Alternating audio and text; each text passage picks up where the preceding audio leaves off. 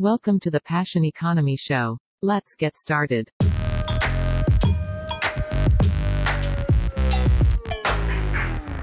Halo semuanya, di episode kali ini kita akan bahas mengenai sebuah media online yang menurut saya cukup unik nih konsepnya, karena penyampaian informasinya hanya dalam bentuk email newsletter. Ya, kalau kita lihat media online lainnya kan umumnya informasinya itu dalam bentuk website atau aplikasi gitu ya. Ini nama medianya adalah Catch Me Up, dan kita sudah undang langsung nih founder dan CEO-nya dari Catch Me Up, yaitu Mbak Haifa Inayah. Halo Mbak Haifa, apa kabar? Halo, baik. Gimana? Apa kabar Mas Radit? Baik. Welcome.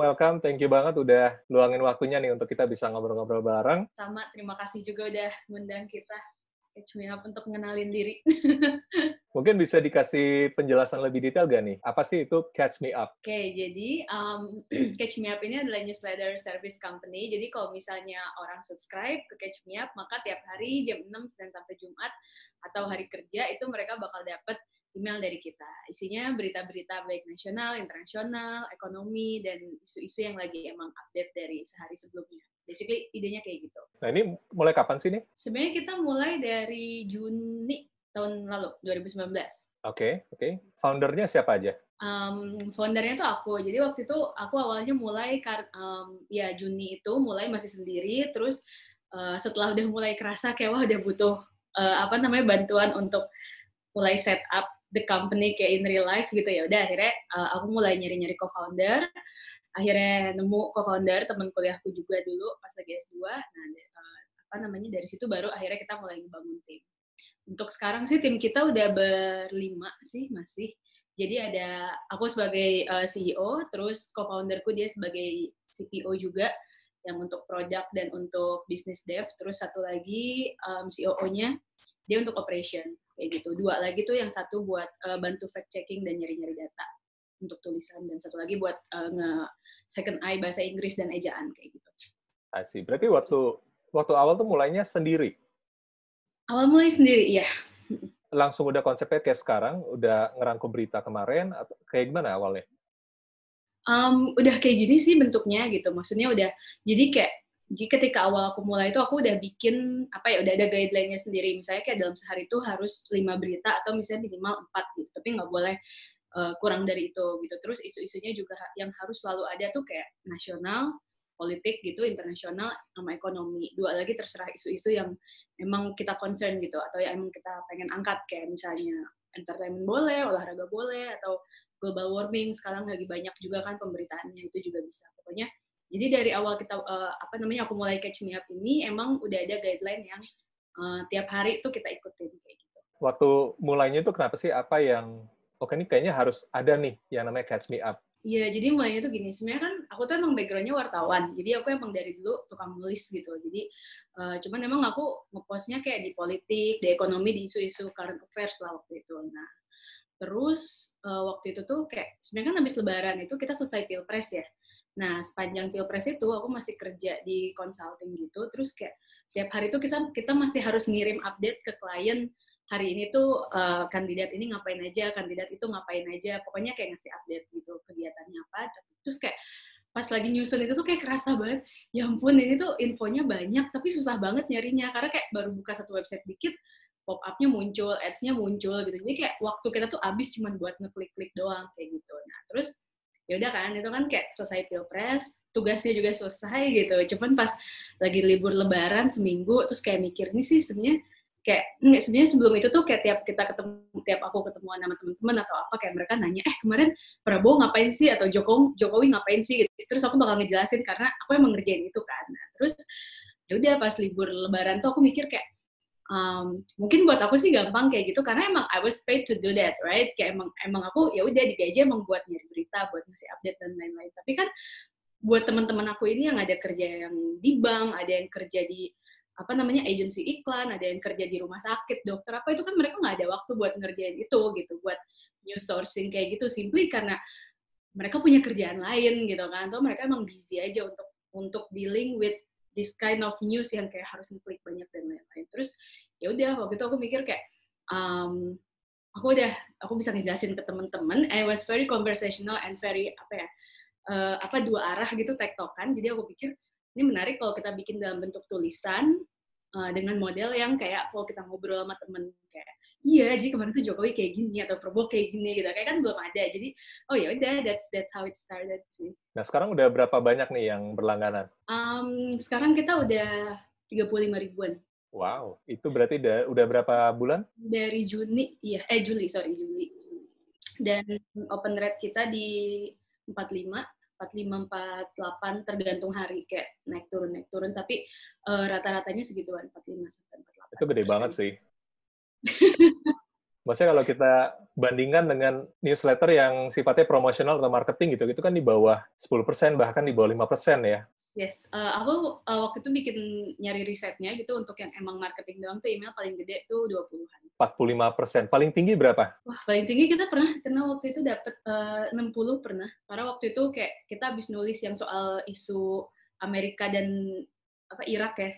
Itu kan kayak kejadiannya hari Jumat, terus orang kayak ini ada apaan gitu, terus kayak bikin dong at least buat weekend gitu, karena kan kita Sabtu Minggu nggak terbit, terus kayak ya nggak mau, tungguin aja sampai Senin kalau emang pengen gitu kan, karena emang kayak it's our company policy from the beginning that kayak Sabtu Minggu hari libur nasional kita nggak terbit kayak gitu aja, jadi kayak pas hari Seninnya kita ngirim itu kayak open rate-nya langsung tinggi banget. Berarti emang passion-nya itu di menulis ya? Tadi kan profesinya wartawan ya? Iya, emang aku seneng nulis sih. I like writing, I like storytelling. Jadi kayak ya udah cocok aja sih dengan medium kayak gini. I see. Itu sejak kapan? Nah, dari pas masih di kampus juga aktif di pers mahasiswa gitu-gitu. Kenapa sih akhirnya milihnya itu mediumnya newsletter email gitu?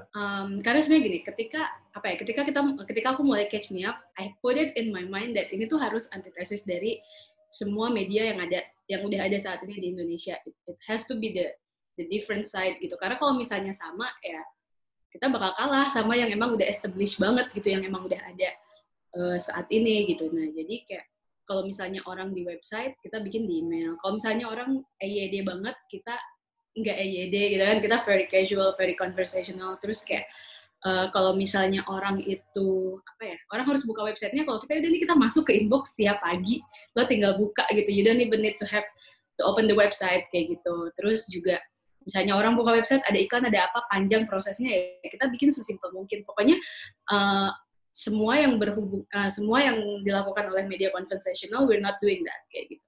Jadi emang tujuan kita masuknya ke situ. Dan kenapa email? Karena itu sih, karena sebenarnya pas aku kerja tuh kayak aku sering banget buka email, terus kayak isinya marketing, isinya ya udah orang jualan gitu. So I was like, this is actually a very good medium. Terus juga secara aku nggak tahu sih, maksudnya kayak in my opinion, orang Indonesia itu kan yang buka email rata-rata first jobbers atau orang yang udah kerja, like more like professional. Sekarang walaupun mahasiswa udah banyak, we were also surprised that pas kita buka, kita lihat demografik, ternyata banyak juga mahasiswa kayak gitu. So it's actually good gitu. Cuman kayak kita ngerasa medium kita juga bisa target pasar yang emang kita tuju gitu, yaitu adult yang millennials, first jobbers yang baru mulai kerja kayak gitu. Mereka butuh informasi, ya udah dari kita aja gitu. So we also narrow down the market by choosing to use emails kayak gitu. Berarti gedenya di target marketnya di usia berapa? Adult millennial sih so around 25-30-an gitu, tapi ya which sebenarnya pas kita lihat demografinya segituan juga, tapi juga yang menarik adalah perbedaannya cuma 3% sama yang di bawah umur itu. Sama yang 18 sampai 25 berarti itu tuh perbedaannya cuma 3-4% gitu. Meaning ya that big chunk of millennials sih ujung-ujungnya. Kedepannya bakal ada website kah? Atau bakal tetap fokus email? Sebenarnya email tetap flagship produk kita, tapi emang website kita udah mulai kita kembangin, karena kan emang kita juga pengennya karena kalau misalnya email itu ya cuman eksklusif buat orang yang subscribe aja kayak gitu. We also want to reach a broader audience, jadi kayak kita website juga lagi kita rapihin terus, lagi kita revamp, terus juga ke produk-produk lain kayak sekarang media aja sih, mungkin ke podcast, mungkin ke video, itu sesuatu yang kita lagi explore juga. Tapi emang email tuh bakal jadi flagship dan kayak bakal kita kembangin terus juga di email gitu. Karena kan dari awal emang kita kayak newsletter company kayak gitu. Tapi nanti di website-nya itu lebih kontennya itu kemasannya beda atau tetap conversational? Yang pasti sih kalau dari konten kita di email tuh semua ada di website. Jadi kayak the idea is kalau misalnya orang pengen subscribe terus mereka belum sold gitu, belum pengen, ya mereka bisa lihat contoh tulisannya dulu di email. If they like it, they can subscribe. Kalau enggak, ya udah gitu. Jadi kayak kita emang naro itunya di email, tapi di website. Tapi di website juga kita bakal bikin konten-konten yang emang kita nggak taruh di email gitu. Mungkin karena apa ya? Aku juga ide awalnya bikin Catch Me Up ini nggak harus newsletter berita sih. I want it to be more lifestyle. Jadi kayak instead of orang ke kita buat nyari berita jam 6 pagi and that's it, kita pengen bikin, kita tuh ada around the clock gitu loh. Jadi orang tuh buka kita nggak cuma pas jam 6 pagi aja, tapi misalnya mereka siang, aduh gue pengen dengerin podcastnya ini penjelasan soal apa, ya udah aku bikin kayak gitu. Terus misalnya sore pulang kerja, I want to know like by this medium atau that medium, atau kayak malam-malam, ya udah gue pengen nontonnya via video. Jadi kayak kita pengen kita masuk ke rutin, like everyday routine of our subscribers itu nggak cuma pagi gitu. Jadi kita bakal kembangin terus sampai what we can make, produk apa yang selanjutnya yang kita bisa bikin untuk siang atau untuk sore atau untuk malam. Keunikan dari Catch Me Up itu kan ya konten itu tadi ya, konsep itu conversational. Nah itu memang kepikirannya karena tadi sering ngobrol-ngobrol sama teman, ini seru juga ya kalau news ini dikasih itu dalam bentuk obrolan kayak gini gitu ya?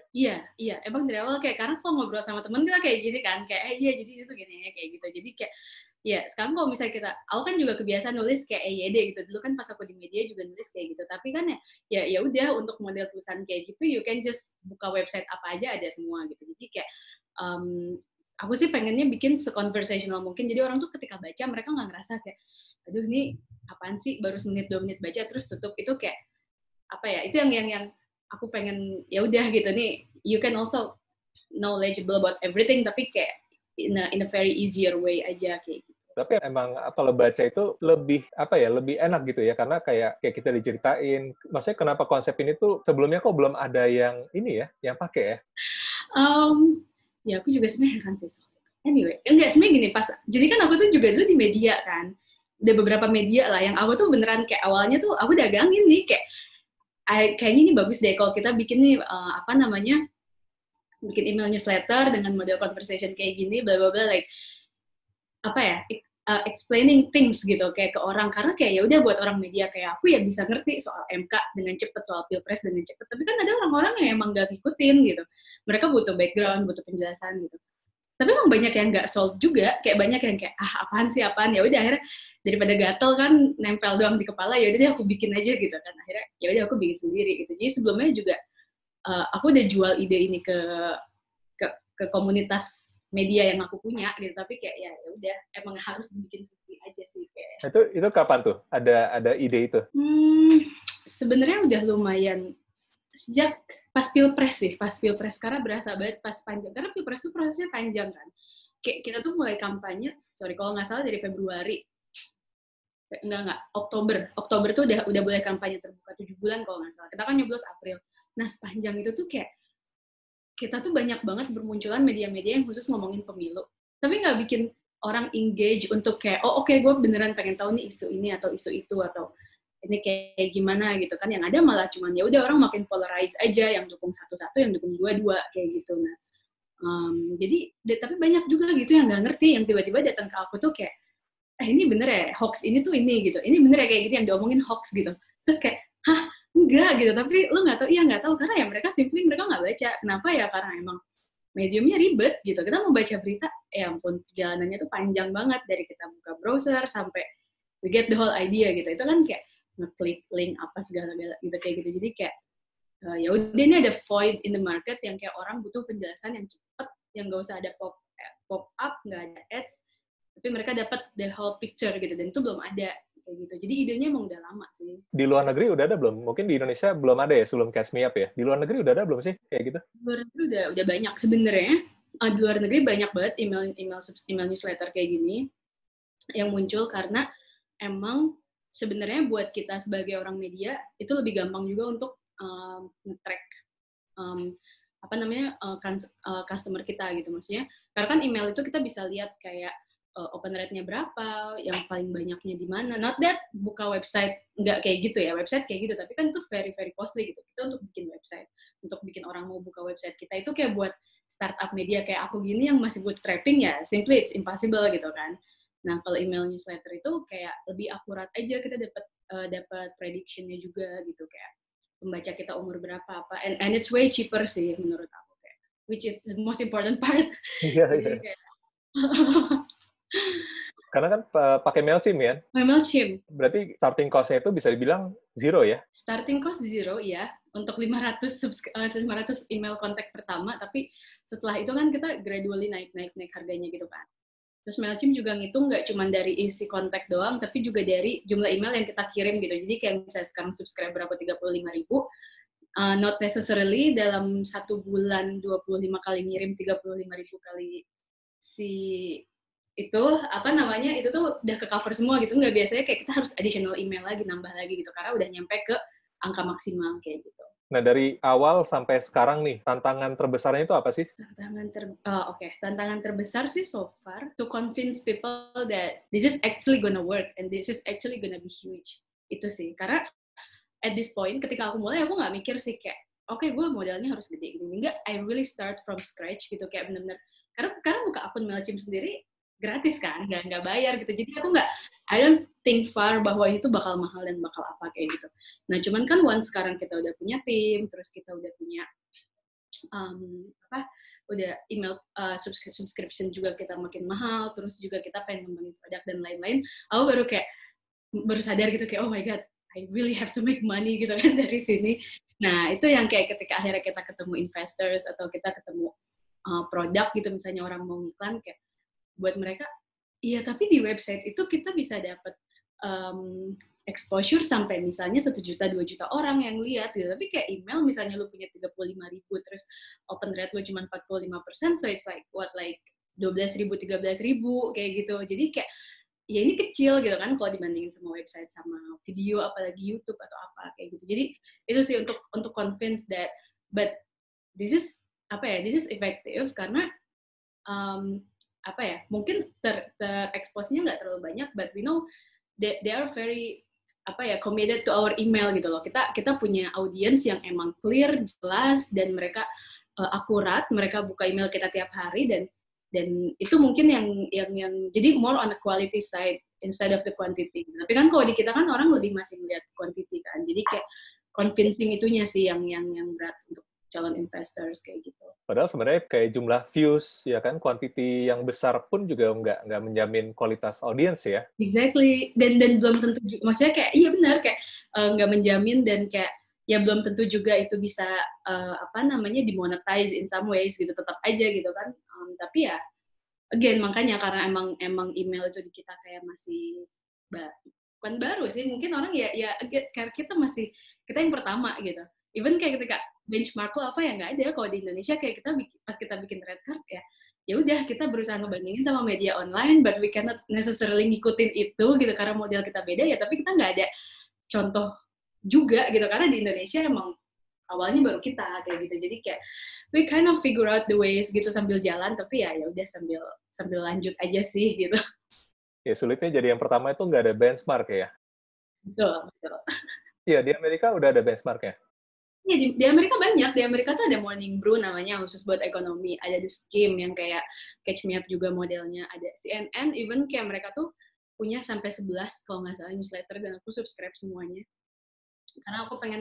Karena ketika kita memformulasikan Catch Me Up itu, I really want to make sure that this is the best ever gitu loh. Jadi kayak semua media aku subscribe. Jadi kayak tiap hari tuh 50-60 email newsletter tuh masuk gitu. Even kayak dari Forbes, dari foreign policy, pokoknya semua yang karena di luar negeri ini udah orang semua udah pada beralih ke sini gitu. Jadi kayak aku subscribe semua, New York Times, Washington Post, nanti terus kalau ini modelnya kayak gini. Jadi kayak aku ambil dari situ, menurutku paling bagus kayak gimana, itu yang kita taruh buat di Catch Me Up.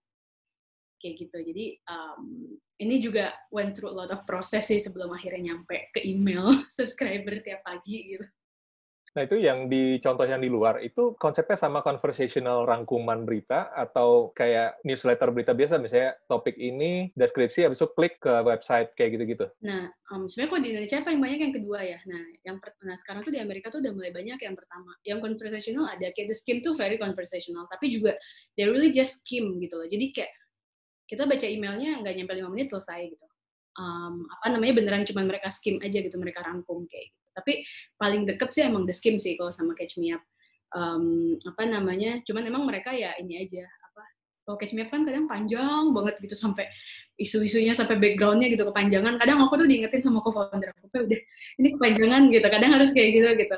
Nah, ada yang nge-skim aja, ada juga kayak kalau misalnya lihat kalau subscribe CNN Five Things itu kayak dia tiap pagi 5 hal, tapi kayak bener-bener cuman 2 atau 3 paragraf kayak gitu, nggak ada quote, nggak ada apa, bener-bener cuma deskripsi. In the end of the day, intinya newsletter yang ada di luar itu pengen memudahkan orang untuk baca berita, karena nggak ada orang yang punya waktu untuk buka website, untuk baca sampai selesai, untuk baca satu, next lagi gitu. Jadi kayak akhirnya mereka pun udah mulai switching ke situ gitu, kayak kita baca email, oh ini selesai gitu, kita nggak perlu buka websitenya kayak gitu. Betul, itu yang saya suka dari Catch Me Up, native experience di emailnya sih. Jadi kan kita kan males kan kalau misalnya baca sedikit harus klik ke website, loading lagi, baca lagi, muncul pop-up lagi gitu kan. Tapi native experience itu sebenarnya yang orang juga suka ya. Alhamdulillah sih gitu sih so far. Maksudnya ya, karena emang pokoknya aku juga tiap aku nulis itu, aku challenge, always remind myself bahwa kayak lu yang produk lu jualan banget lu tuh email gitu. Jadi kayak make sure that everything is in the email. Jangan bikin orang bingung sampai mereka harus nyari dari yang lain gitu. Karena ya ini produknya kayak gitu. Jadi you have to make it very good quality sampai orang kayak oh ya udah I get everything from this email gitu, kayak background-nya, kejadiannya kayak gitu. Jadi emang pertimbangannya banyak sih ketika kita nyusun satu email. Nah, bisa kasih gambaran nggak sih dari pagi sampai sore gitu ya, proses mempersiapkan berita untuk di-send besok pagi, itu kayak gimana sih? Bisa kasih bayangan nggak? Kadang kita nggak mulai siang, kita tuh mulainya malam. Karena kan kalau misalnya kita kan sebisa mungkin beritanya kejadian sehari sebelumnya. Jadi kadang pagi tuh belum ada berita tuh, wartawan tuh baru keluar jam 11, jam 10 kayak gitu. Jadi kayak siang pagi masih belum, tapi terus ntar pas sudah sore baru kayak aku minta tolong ke tim fact checkers untuk kayak cariin data soal ini, nanti mereka come up dengan datanya, dengan link beritanya, terus ya udah aku yang nyusun ke emailnya dari awal sampai akhir gitu, sampai yang ujung paling bawah. Dan itu kayak prosesnya sih selalu sebenarnya I try to change the habit because it's very unhealthy gitu, tapi kayak selalu selesainya tuh kayak jam 3 atau jam 4 subuh. Karena emang banyak banget update gitu loh, kayak aku tuh sebenarnya personally emang seneng nulis berita internasional. Makanya kalau misalnya baca Catch Me Up itu kayak isu internasionalnya tuh kadang komprehensif banget gitu loh. Jadi orang kayak gue sekarang jadi ngerti nih soal kasus Iran atau kasus di India atau kasus di apa gitu, atau di Amerika, Pilpres Amerika gitu, karena baca dari Catch Me Up gitu ya. Karena emang aku seneng sih nulis isu-isu internasional kayak gitu. Nah itu kan kayak di kita malam, di mereka siang kan, lagi rame-ramenya update gitu. Jadi kan kadang kayak aku nungguin dulu nih sampai jam 3 nggak ada perkembangan baru aku nulis gitu, baru aku lanjutin gitu. Tapi emang prosesnya kayak gitu, itu kayak kita mulai biasa jam 4, jam 5 nulis, sekitar 6-7 jaman sih, dari awal sampai akhir, sampai newsletter jadi.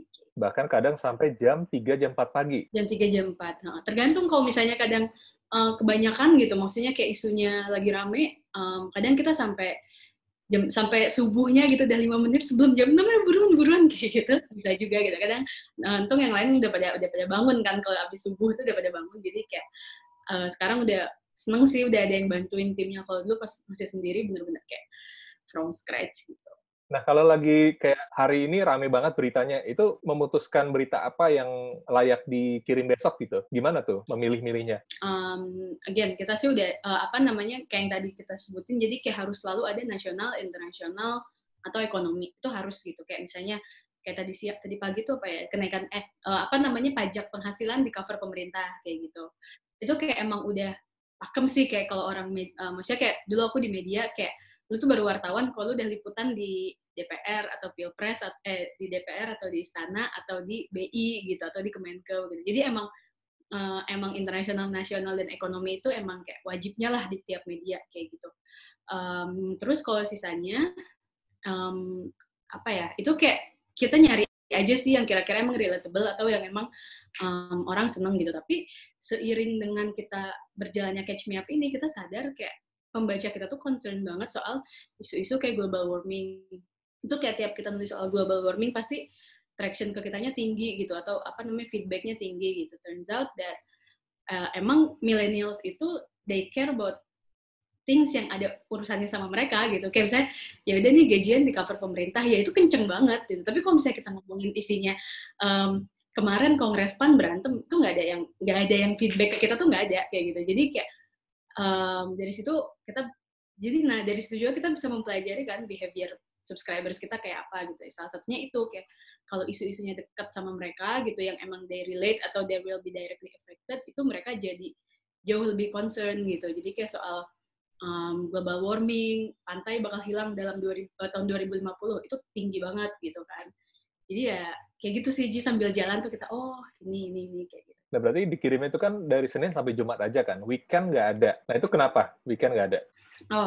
Iya, jadi itu dari awal emang udah editorial policy kita untuk Sabtu Minggu tuh kita nggak ngirim email. Kenapa? Karena karena kan kita mulai catch me up juga dengan value ya, kayak kita dengan value nggak mau ada hoax, nggak mau nyusahin orang dalam nyari berita dan lain-lain. Jadi salah satu value kita adalah Sabtu Minggu itu ya udah lo istirahat, take care of your mental health. Karena kayak pas aku lagi kuliah aku kan dulu S2-nya di US. Pas aku kuliah di sana tuh kayak banyak banget masyarakat yang udah mulai sadar bahwa news can actually make you stressful gitu. Apalagi kayak waktu itu aku lagi pilpres di sana, terus kayak aku tinggal di Boston, sedangkan yang menang Trump gitu. Jadi kayak everybody's losing their mind. Jadi kayak dan mereka mereka kayak bisa ya udah gue nggak baca berita, atau kayak gue I just take some time off dari social media, karena emang sebenarnya consuming news juga kan burdening yourself juga kayak gitu. Nah, menurutku di Indonesia tuh masih kesadaran ke situ masih kurang sih kayak gitu. Kesadaran untuk kayak you know when to stop gitu loh. Ketika lu baca berita tuh kayak kita tiap hari baca soal orang perang di Afghanistan, orang perang di India, terus sekarang corona, kayak itu tuh bisa bikin it can affect your mental health loh kayak gitu. Jadi kayak emang sengaja Sabtu Minggu tuh dari awal kita bilang kayak just get out of your phone, get out of your house, terus jalan-jalan happy pokoknya tenang aja, toh Senin kita update kok kayak gitu. Dan itu yang kayak kita bakal ini terus sih, kayak Sabtu Minggu tuh udah kita nggak naik. Dan alasan keduanya sebenarnya itu biar again kita antitesis dari media yang udah ada. Kalau media lain tiap ada isu langsung breaking news, kita ya sebaliknya, ya udah tunggu aja gitu kan. Hari Senin jam 6 pagi kayak gitu. Jadi nggak harus kalau ada breaking news langsung kirim email, nggak harus ya? Nggak. Iya tuh kayak pas yang Iran itu, yang kejadian Iran Amerika itu kan Jumat malam, which is Sabtu kita nggak ngirim. Itu kayak sosial media kita kayak dikejar-kejar debt collector, kayak nulis dong gitu. Ya udah dibikin khusus aja hari Sabtu doang gitu. Ya nggak bisa, kalau mau tunggu hari Senin gitu. Kalau misalnya emang nggak mau nunggu, ya silakan baca di yang lain or whatever gitu kan. Cuman kayak itu it's our policy and I'm very strict about it. Kayak di tim kita juga ada kayak apakah kita mau ngirim nih, nggak apa-apa Sabtu doang atau Minggu doang. Oke, no, let's just hit the post button gitu. Toh news can wait gitu, kayak nggak, kalau kita ya udah gitu, ya udah nggak usah aja kayak gitu. Itu emang udah policy sih. Tapi kedepannya bakal ada kategori yang spesifik gitu gak sih? Misalnya saya sukanya sport atau teknologi, saya hanya subscribe sport doang atau teknologi doang. Bisa kayak gitu gak kedepannya? Bisa banget. Sebenarnya itu yang itu yang lagi kita pikirin juga, user experience kita tuh biar tetap mereka juga bisa bisa milih isu-isu yang mereka concern gitu. Jadi nanti ada misalnya kayak bakal ada pilihan untuk konten-konten yang emang mereka mau, itu ada.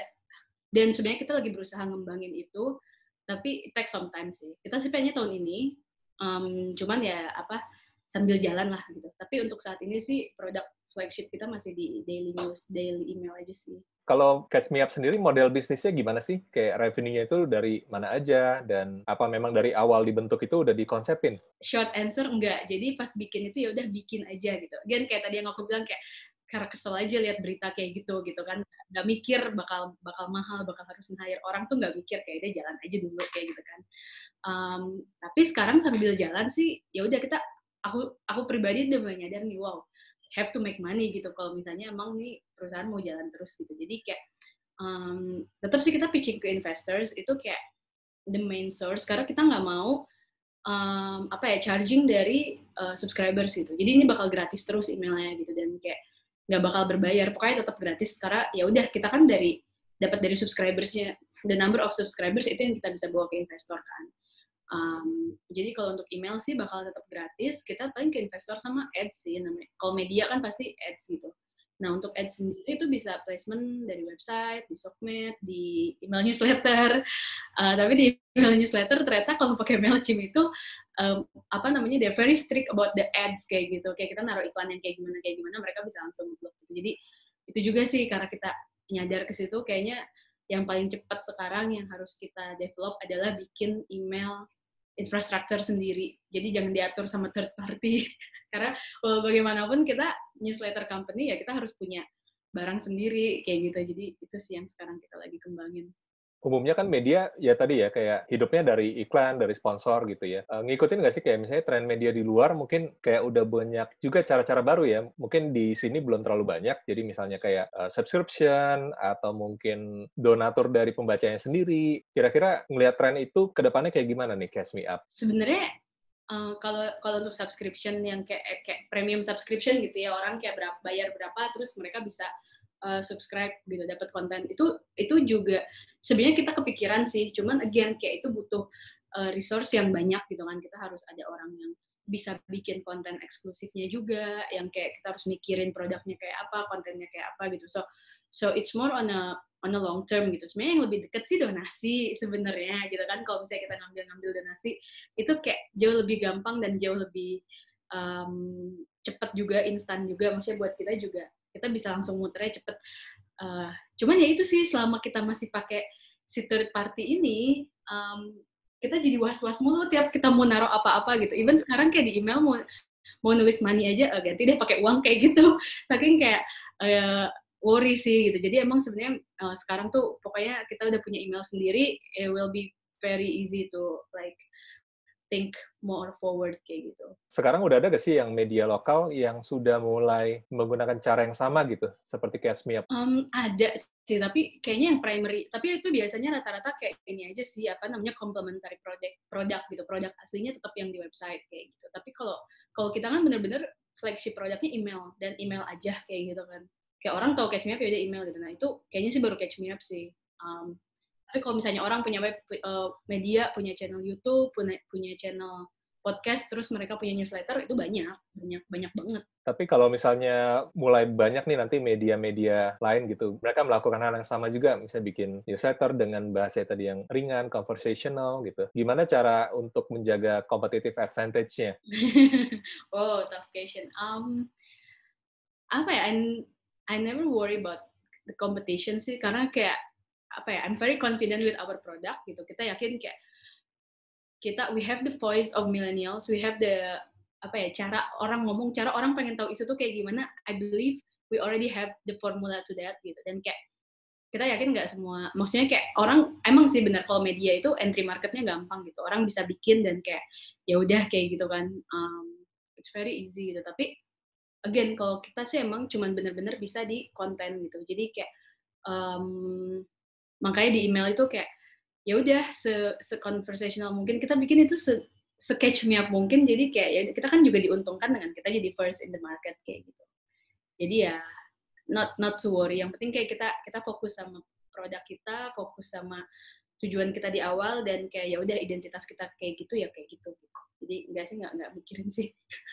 Ini bakal ada kayak bikin event gathering gitu gak sih sama pembaca Catch Me Up? Iya, sebenarnya tuh tadinya kita mau bikin, dan kayak kita udah udah dapat partnernya, udah dapat mau ngadain di mana dan lain-lain. Taunya sekarang kan muncul isu corona, jadi kita lagi online dulu aja semua kayak gitu. Tapi once itu udah selesai gitu, once kita udah bisa gathering in mass location, ya kita bakal banget sih, kita udah ada, kita bahkan kan sebenarnya kita belum grand launching, jadi kayak kita harus grand launching, kita harus mulai build communities, karena aku tuh percaya banget, walaupun ini base-nya online, tapi you cannot do media without offline presence gitu. Jadi kayak tetap aja ketemu sama pembaca, atau bikin event yang kayak people can actually interact, itu penting gitu. Jadi kayak it's on the list sih. Cuman kayak ya udah karena lagi sekarang situasinya lagi unfortunate kayak gini ya, everything is postpone dulu. Terakhir nih, ada pesan-pesan nggak yang mau disampaikan ke teman-teman yang nonton atau yang dengerin episode ini? Pokoknya please subscribe aja ke Catch Me Up. Nggak bakal nyesel, kita unsubscribe rate-nya rendah banget dalam, oh my god, solo, jadi kayak we believe people like us, our subscribers like us. Caranya ya tinggal buka dari website, terus tinggal masukin email doang sama nama. Udah Link websitenya apa? www.catchmeup.id. Jadi langsung subscribe ya. Ya, please. Oke, thank you banget nih Haifa udah sharing tentang Catch Me Up, dan ini jadi insight yang menarik nih buat teman-teman di luar sana, dan juga ya semoga makin banyak ya pelanggannya. Target tahun ini berapa pelanggan nih? Kita sih targetnya pengen tahun ini nyampe 1 juta. Wow, oke. We don't know how we gonna get there, tapi kayak I think we'll figure out ways sambil jalan like usual. Thank you waktunya Haifa udah sharing sama kita, dan sampai ketemu di episode yang lain. Oke, thank you semuanya.